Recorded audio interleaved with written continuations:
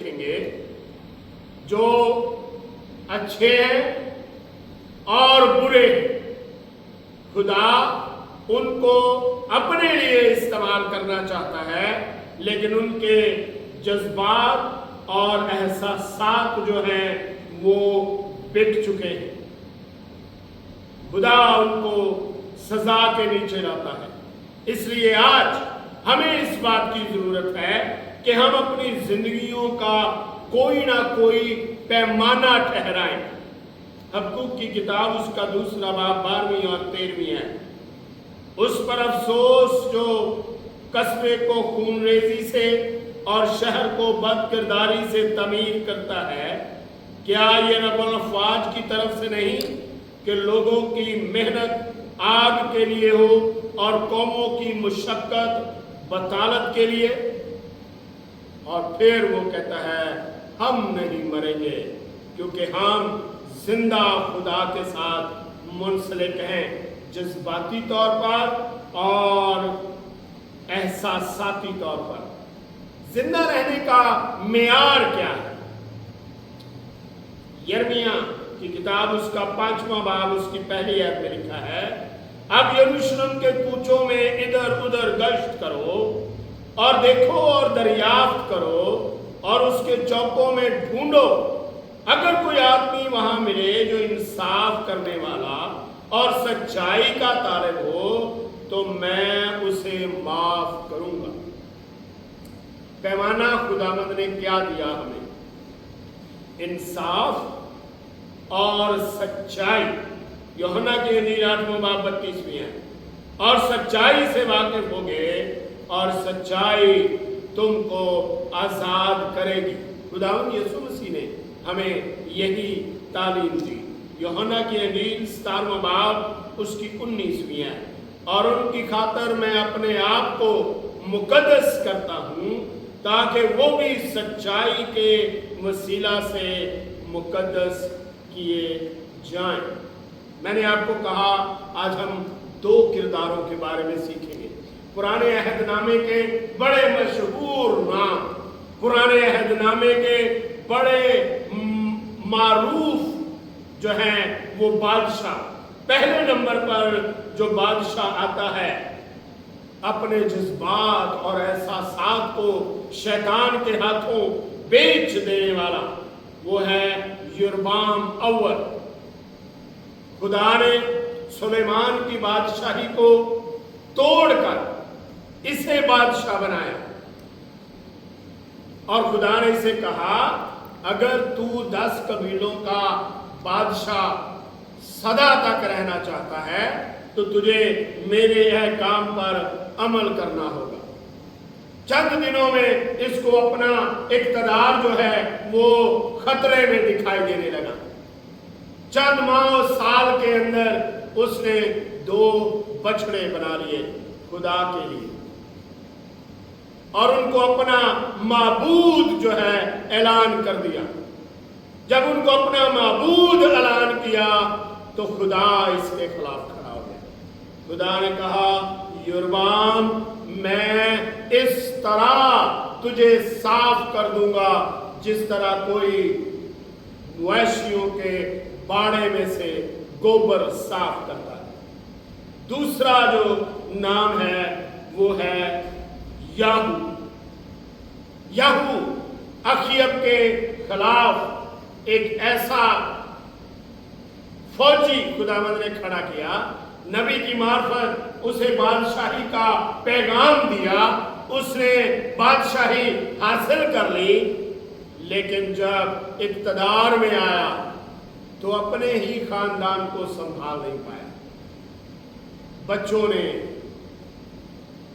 رشتہ داروں نے اپنے جذبات اور احساسات کو اقتدار کی بھیٹ چڑھا دیا، اور خدا نے کہا چونکہ تو نے بنی اسرائیل کے اوپر سے ایک خود سر تعلیم کو خارج کیا ہے، ان کو رہائی دی ہے، اس لیے 4 پشتوں تک تو اسرائیل پر بادشاہی کرے گا۔ سوچئے، میں نے آپ کو کہا تھا جو لوگ اپنے احساسات اور جذبات بیچ دیتے ہیں، خدا ان کی اولاد کو، خدا ان کی نسل کو، خدا ان کی اس پیڑھی کو جو ہے وہ اس کی سزا دیتا ہے۔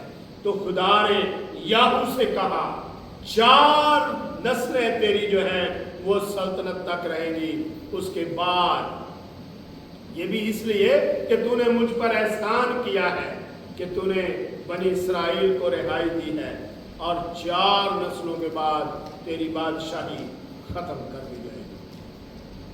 اور پھر ایک بڑا نام، بہت بڑا نام، کبھی کبھی خدا کے اپنے لوگوں نے بھی جذبات اور احساسات کو بیچ ڈالا۔ دوسرا سیموئیل 12ویں باب میں ایک بہت ہی بڑے آدمی کی کہانی ہے، بہت بڑا نام، داؤد بادشاہ۔ جب وہ اپنے چھت پر ہے اور بتشبہ کو دیکھتا ہے اور اس کو اپنی بیوی بنا لیتا ہے، اور جب خدا ناتن کو بھیجتا ہے تو ناتن اسے ایک کہانی سناتا ہے۔ میں نے آپ کو شروع میں کہا ہم اپنے افعال کے مالک نہیں ہیں، وہ بھلے برائی ہو یا اچھائی ہو، ہم اپنے احساسات اور جذبات کے مالک ہیں۔ تو ناتن داؤد کو ایک کہانی سناتا ہے اور کہتا ہے کہ کسی بادشاہ کے ہاں ایک مہمان آیا، بادشاہ کے پاس 100 بھیڑیں تھیں، لیکن ایک غریب کے پاس ایک ہی بھیڑ کا بچہ پٹھیا تھی، اس نے اس کو لیا، ذبح کیا اور اپنے مہمان کی دعوت کر دی۔ داؤد بادشاہ تھا، انصاف پسند، سچائی پر چلنے والا۔ اس نے ایک دم کھڑے ہو کر کہا وہ شخص واجب القتل ہے۔ ناتن نے کہا وہ شخص تو ہے، خدا نے یہ پیغام بھیجا۔ داؤد گھٹنوں پر گر گیا اور کہا میں نے فقط خداوند کا گناہ کیا ہے۔ جب ہم اپنے جذبات اور احساسات کو بیچ دیتے ہیں، کسی دوسرے کی گرفت میں دے دیتے ہیں، تو ہمارے افعال، ہماری زندگی اور خدا کے مخالف ہو جاتے ہیں۔ اور ایسا ہی ایک نام سلیمان کا ہے۔ خدا نے اسے کہا غیر قوم عورتوں کے ساتھ شادی نہ کرنا۔ ہمیں اپنا آپ دیکھنا ہے کہ ہم کون ہیں۔ سلیمان اسرائیل کا مستقبل، سلیمان اسرائیل کا بادشاہ، سلیمان اسرائیل کے ملک کی ترقی، سرفرازی اور کامرانی ہے، لیکن اس نے جذبات کہاں بیچے، اس کے احساسات کس کے ساتھ وابستہ ہو گئے۔ اور یہ کہانی آپ کو پہلا سلاطین اس کے 11ویں باب میں ملے گی۔ خاموشی کے ساتھ اکیلے بیٹھ کر پڑھے، خدا آپ سے ہم کلام ہوگا، خدا آپ کو راہ دکھائے گا۔ اور جو تیسرا کردار ہے میرے پاس، وہ اعمال کی کتاب اس کا 5واں باب، اس کی پہلی آیت سے شروع ہوتا ہے۔ حنانیہ اور سفیرہ اپنے مستقبل کی فکر میں بیچے ہوئے کھیت کی رقم میں سے کچھ بے ایمانی سے رکھ دیا، دونوں جان سے چلے گئے۔ دونوں نے ایک دوسرے کے جھوٹ کی پشت پناہی کی، دونوں نے ایک دوسرے کو سچا ثابت کیا۔ اور پطرس بڑے خوبصورت انداز میں کہتا ہے آئے حنانیہ، کیوں ابلیس نے تیرے دل میں ڈالا کہ تو خدا کے روح کے ساتھ جھوٹ بولے۔ آئیے آج ہم اپنی زندگیوں پر غور کریں، ہم اپنے لیے اپنے ارد گرد کے حالات کو دیکھیں، ہم اپنے افعال کی جانچ پڑتال کریں۔ کیا میں اپنے جذبات اور احساسات کا مالک ہوں؟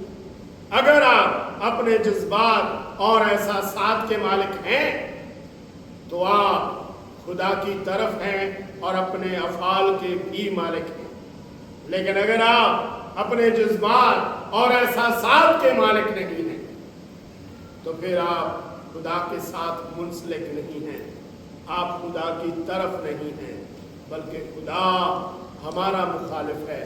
और यही कलाम मुक़द्दस कहता है, अगर हम दुनिया के साथ वाबस्ता हैं तो हम खुदा के दुश्मन हैं, लेकिन अगर हम खुदा के साथ वाबस्ता हैं, अपने जज्बात और एहसासात हमारी मलकियत में हैं, तो हम खुदा के साथ मुंसलिक हैं और खुदा के फजल के तहत हैं, उसके दोस्त हैं, उसके भाई हैं और उसके हम मिरास। खुदावंद इस कलाम के सबब से मुझे और आप सबको बड़ी बरकतों से नवाजे। आइए दुआ करें। कदूसियत के मारे इब्राहिम, इसहाक, याकूब के खुदावंद मसीह यीशु में हमारे बाप, तू ही इज़्ज़त, बुजुर्गी, हमद और स्ताइश के लायक खुदावंद है। ऐ खुदावंद, माबूदों में कौन है जो अपने तकद्दस के बरजलाली और अपनी मदा के सबब से रोब वाला और साहिब करामात है। ऐ खुदावंद यीशु मसीह के खून की बुनियाद पर मैं तेरे कदमों में हूँ और एक बार फिर तुझे सजदा करता हूँ। इस सारी मोहब्बत के लिए खुदावंद तेरा शुक्रिया अदा करता हूँ। तूने खुदावंद आज मौका दिया कि मैं खुदावंद अपनी मलकियत पर, अपनी मेरास पर खुदावंद नज़र दौड़ा सकूँ, मैं अपने जज्बात और एहसासात की छानबीन कर सकूँ ऐ खुदावंद, ताकि मैं अपने किरदार और अपने अफ़ाल को समझूँ ऐ खुदावंद। आज ऐ खुदावंद जिस जिस रूह के ऐ खुदावंद कानों तक तूने इस बात